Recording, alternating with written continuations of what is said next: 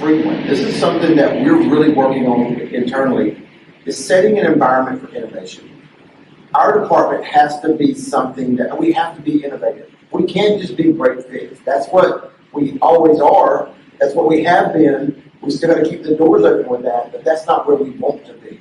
So setting aside a certain amount of our time each day to talk about innovation, and then setting the environment where people feel like they can be innovative without worrying about, well, I spent $500 and it didn't work, and now, am I in trouble with that $500? It broke and now I can't return. So we want to have a way that people feel empowered to try new things, even if they fail. That's good, because we learn something that from that experience, and it allowed them to think creatively. And also trying to do some of the stuff, to be able to look ahead and make sure that we catch problems before people tell us about the problems.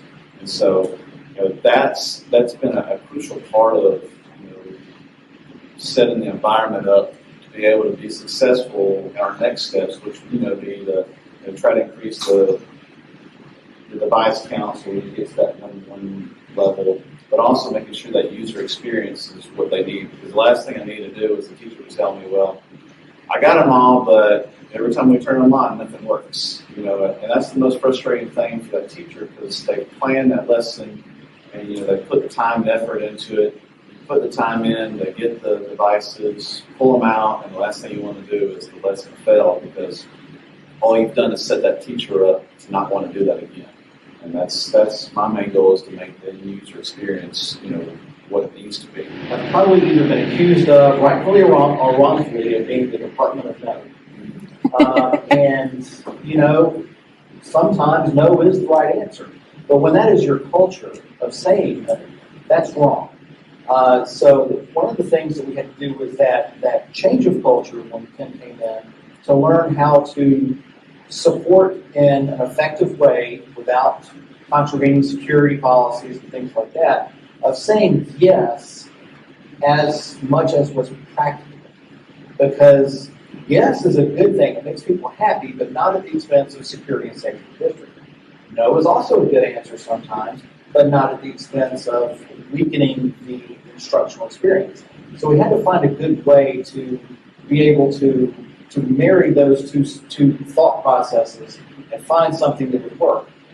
But one question I want to ask my techs when I get back, especially after hearing you, and it's a question I think we should all ask our techs or our technology department. Is your job to fix the problem, or is it to make the problem better?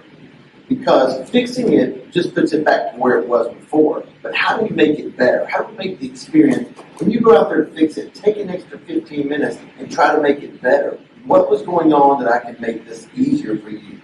And if everybody in the department began to work that way, imagine where we'd be in 6 months, a year from now. If everybody was not about getting it back to just unbroken, but getting it back to better than it was when we got there. But here's the reality of it. You could give me $10 million and it's still not going to be enough to do everything I want to do. So you got to decide what's really important. That's how you got to invest in your money. And the way you decide what's important, in my opinion, is, number one, you, like the cybersecurity committee, I bring it to them. We talk about all the things we could do and let them help give me direction. Number two, I look at what other school districts are doing. Are other people doing something that I need to do that they found important? Because I probably need to mark that up on my list. I talk to Lockstep, James, a lot of times, and I'll say, tell me what you're seeing other districts do so I can kind of gauge where I am in that whole mix of things. And then number four, I guess the fourth one is, figure out what you can do for free first and do that. Better experience, but it still goes back to keeping your finger on the pulse of what's happening in those buildings and with those principals, teachers, and students to know, where your decisions and your future purchases need to kind of head toward. Because I can make all the decisions I can in my four walls in my office, and it may sound great, but the reality is, what's it going to do for the people that I'm here to support? Just making sure that we keep the reason why we're here, the reason. And I guess my final thought would be, no matter what you invest in this year, invest in your people. We work with Lockstep, and they have some amazing engineers. We do retainers as much so we can get them. But we also hire them to come in and train our people lots of times. Because I want our people to be at the level that they are.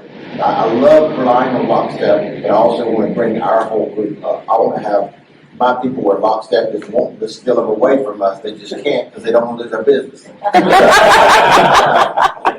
That's the type of people we want to employ. I want that passion so much. Awesome.